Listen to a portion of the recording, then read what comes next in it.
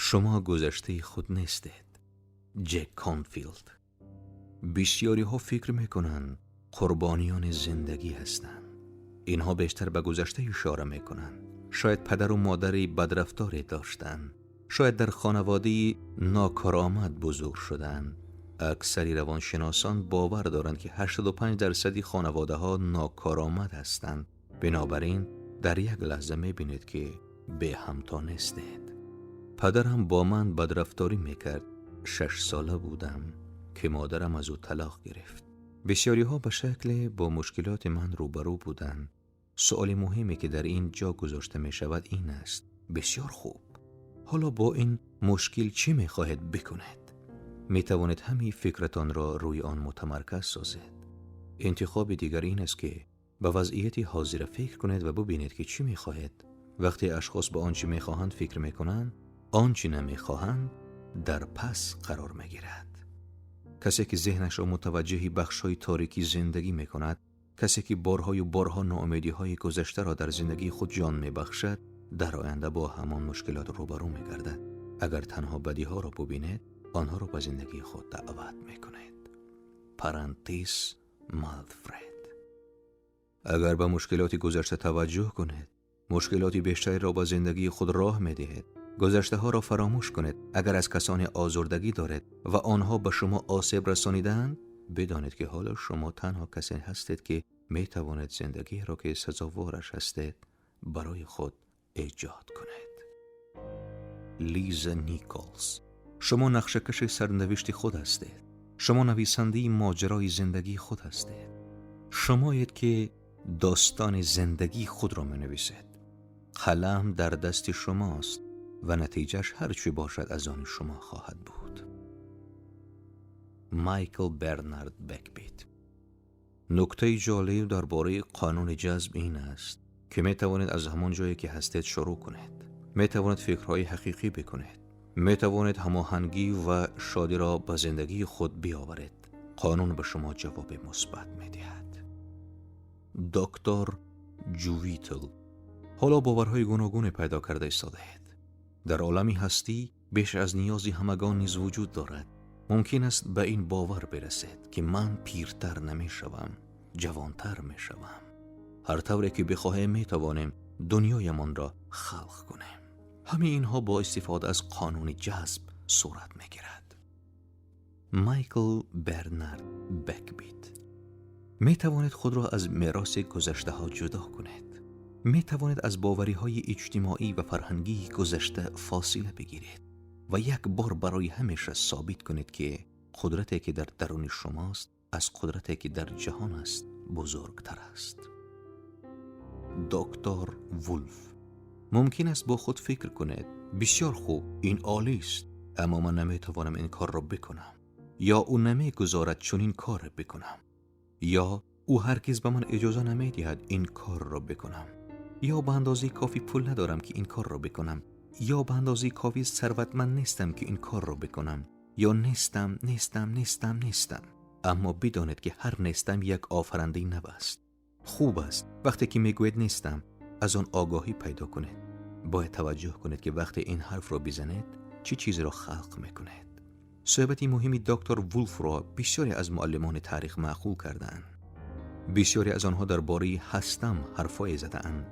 وقتی این گونه میگوید به کلمه هایتان قدرت میبخشید.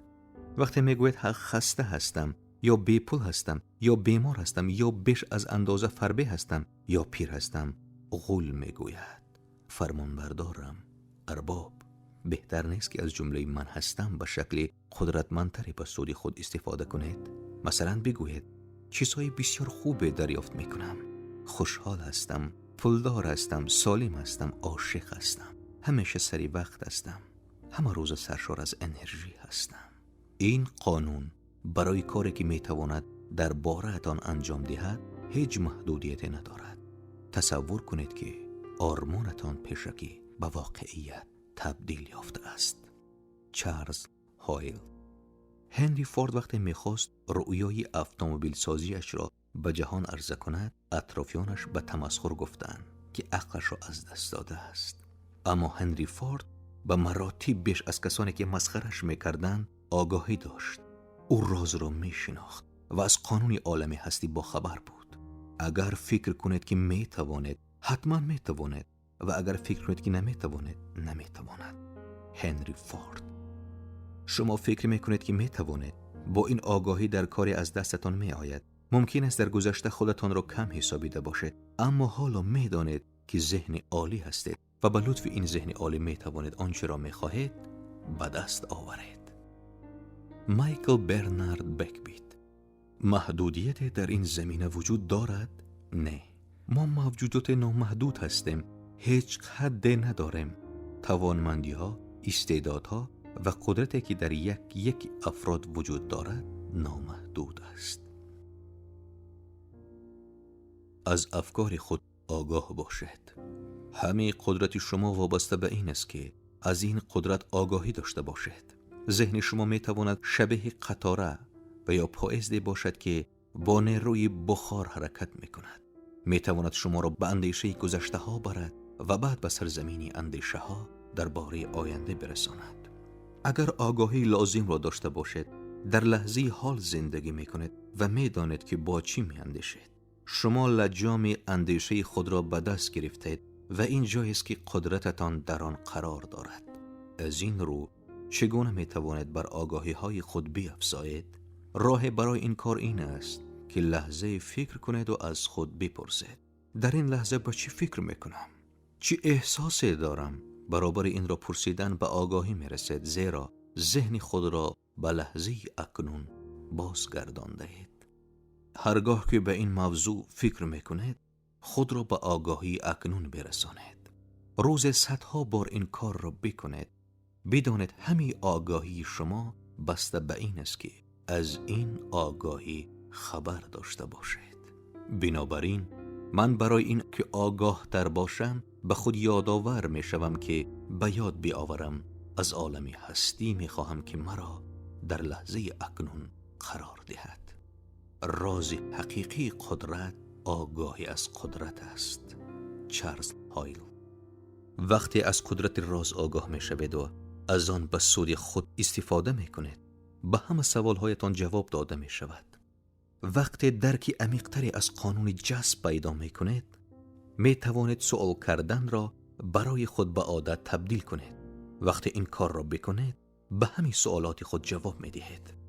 واقعیت این است که کائنات در تمام مدت زندگی به سوالهای شما جواب داده است، اما تا زمانی که در وضعیت آگاهی نباشید، نمی توانید جوابها را درک کنید. از آنچه در اطرافتان می گذرد آگاه باشید، زیرا در هر لحظه روز جوابهایتان را دریافت می کنید. من در زندگی خودم و در زندگی دیگران به این نتیجه رسیدم که ما درباره خودمان کاملا خوب و درست فکر نمی کنیم. اگر خودمان را دوست نداشته باشیم، خود را از خواسته امان دور نگاه می داریم. وقتی خودمان را دوست نداشته باشیم، همه چیز را از خود پس می زنیم. آنچه ما می خواهیم از عشق انگیزه می گیرد. برای جذب آنچه دوست داریم باید عشق از خود پراکنیم تا آنچه می خواهیم زود به دست آید. برای اینکه عشق از خود پراکنید باید خودتان را دوست داشته باشید. این برای بسیاری ها کار دشوار است. اگر خودتان را دوست نداشته باشید، با خودتان را نگاه کرده کسی را می بینید که پر از کمبودی است. برای دوست داشتن خود باید به عنصر نوی خود توجه کنید. باید به حضور درون خود نگاه کنید. لحظه آرام بگیرید. به حضور زندگی در درون خود بیاندیشید. وقتی به حضور لحظه در درون خود دقیق می شوید، خودتان را برای شما آشکار می کند. هرگاه با دیدی تنقیدی به خود نگاه می کنید، فوراً به حضور واقع در درون خودتان بیاندیشید. این لحظه حضور خودش را به شما می نمایاند. حقیقت مطلق این است که من کامل و بیکم و کاست است. منی واقعی معنوی است. بنابراین هر چیز نمی تواند از کامل کمتر باشد. نمی تواند کمبود، محدودیت یا بیماری داشته باشد. خلاصه راز: همه چیز انرژی است. شما آهنربای انرژی هستید. از این رو همه چیز را به سمت خود جلب می کنید و به آنچه می خواهید می رسید.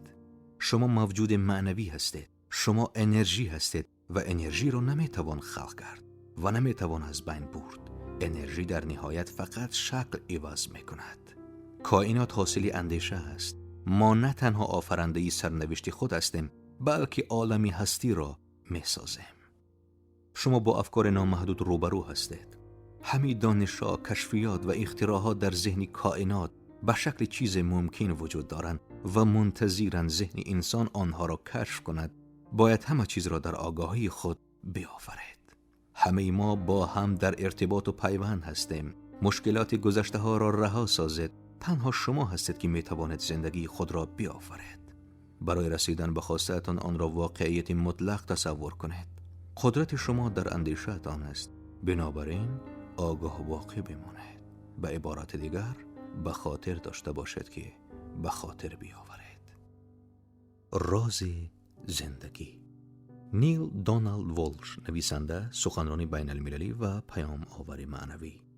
تخت سیاه در آسمان وجود ندارد که پروردگار عالم مقصد یا مسئولیت شما را روی آن نوشته باشد. تخت سیاه در آسمان وجود ندارد که رویش نوشته شده باشد. نیل دونالد والش، مرد جذابی که در نیمه اولی سده 21 زندگی میکرد. تنها کار من در اینجا این است که بدانم چه کار میکنم، چرا اینجا هستم و خداوند برای من چی وظیفه تعیین کرده است. اما چون که گفتیم، تخت سیاه در آسمان وجود ندارد. بنابراین هدف و مقصد شما همان چیزی است که خود میگویید و خود مشخص میکنید. وظیفه شما آن وظیفه است که به خودتان میدهید. شمایید که زندگی خود را میآفرید و نه حالای و نه هیچگاه کسی به داوری آن نخواهد ایستاد. باید تخت سیاه زندگیتان را پیدا کنید. اگر دیدید که آن را به موضوعهای درباره گذشته پر کردید، پاکش کنید. هر چیزی وابسته به گذشته را از روی آن پاک کنید. آنچه را به شما خدمت نمی کند پاک کنید و خوشحال باشید که بجایی که اکنون قرار دارید رسیده اید. شما کاغذ سفید نانوشته پاک دارید. می توانید همه چیز را از نو شروع کنید. همین حالا و از همین جا شادی خود را بیابید و به آن حیات ببخشید. جک کانفیلد. سالها طول کشید تا به این نکته رسیدم، زیرا همیشه فکر میکردم کاری هست که باید انجام بدهم و اگر این کار را نکنم خداوند از من راضی نخواهد بود. وقتی دانستم وظیفه واقعی من این است که شادی را بیابم و تجربه کنم، فقط دست به کارهای زدم که برایم لذت بخش باشد. من جمله در این خصوص دارم: اگر به شما احساس خوب نمیدهد، انجامش ندهید. نیل دونالد والش.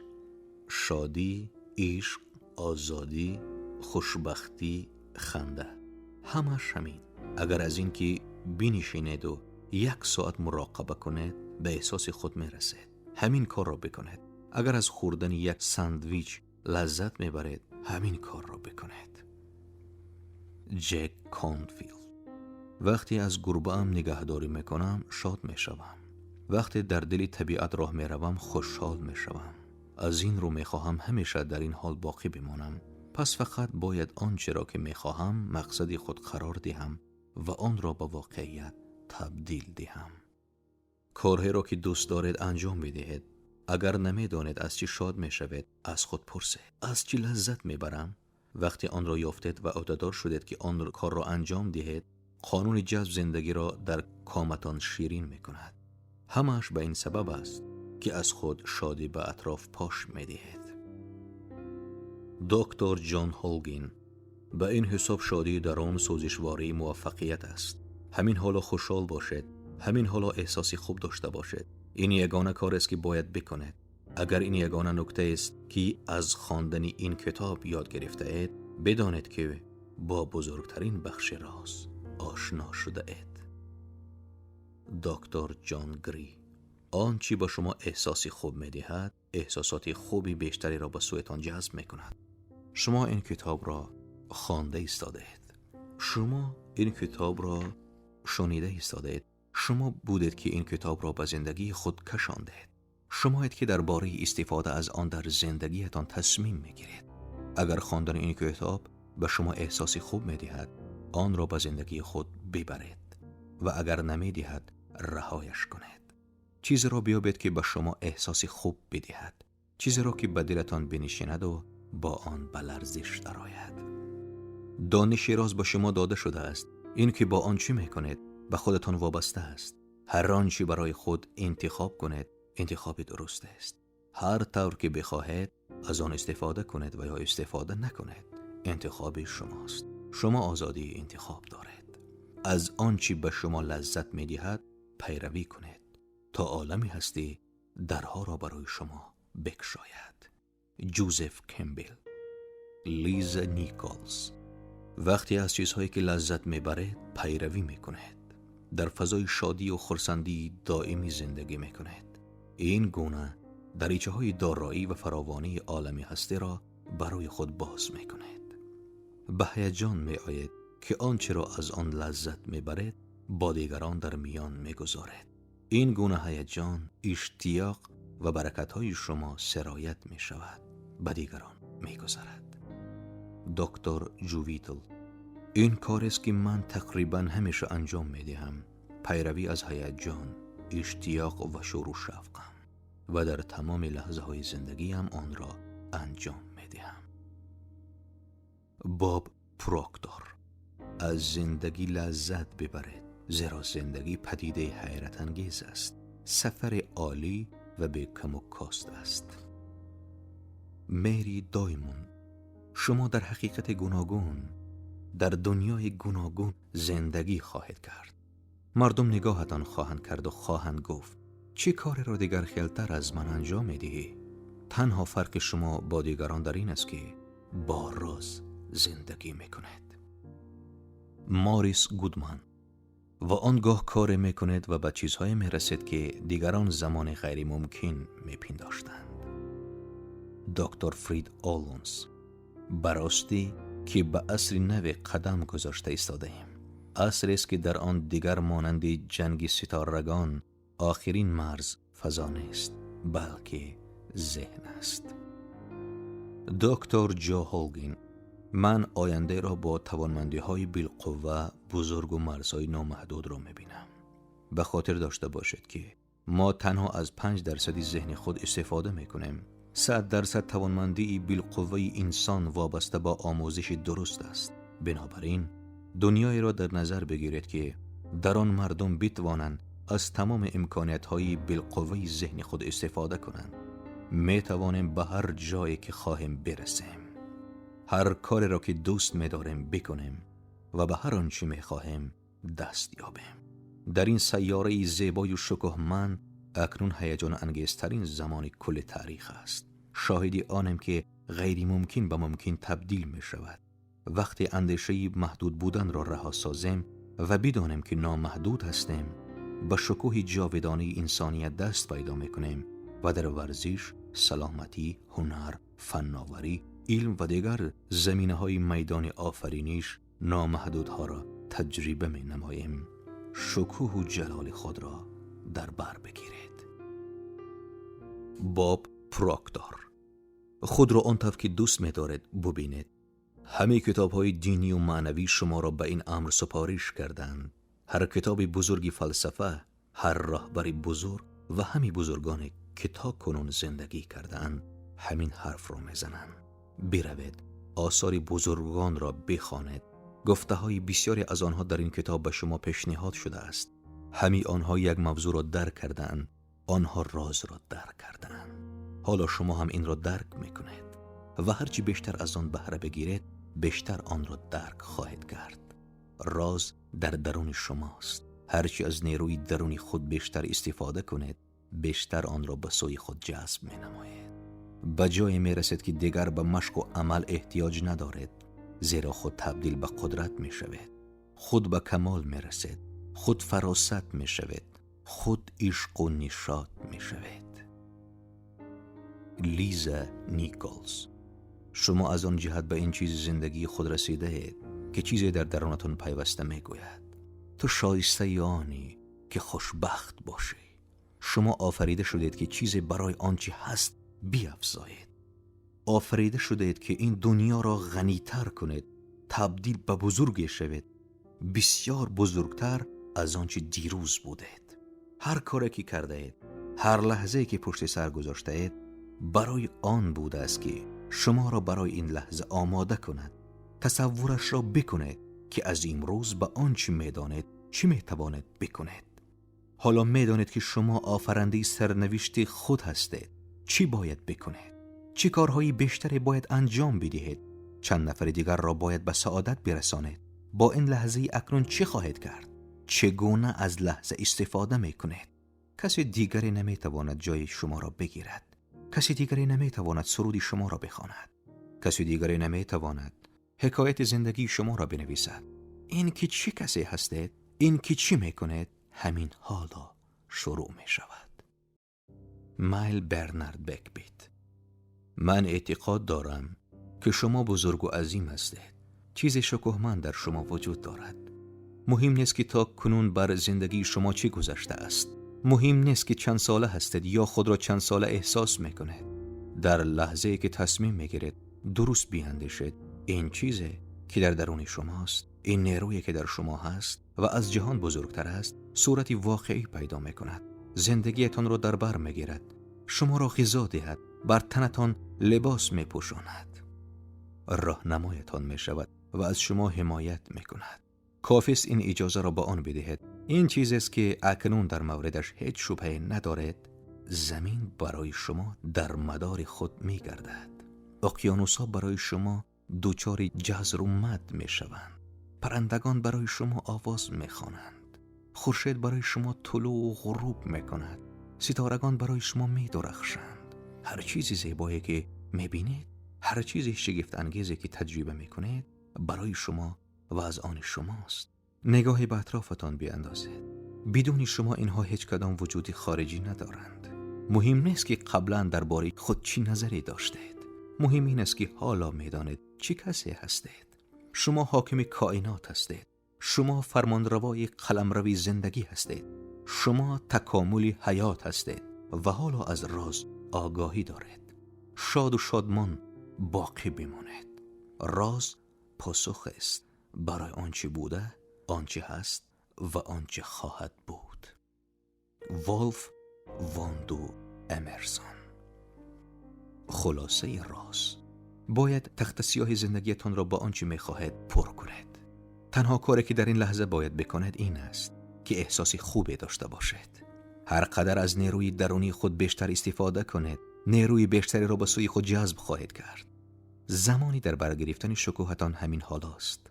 ما در عصر شکوهمند زندگی میکنیم. وقتی اندیشه‌های محدود کننده را کنار بگذاریم، شکوه و جلال راستین انسانیت را تجربه میکنیم. کاری را که دوست می‌دارید انجام بدهید. اگر نمی‌دانید چه عمل‌های شادی و نشاط را نصیبتان می‌کند، از خود بپرسید. شادی من در چیست؟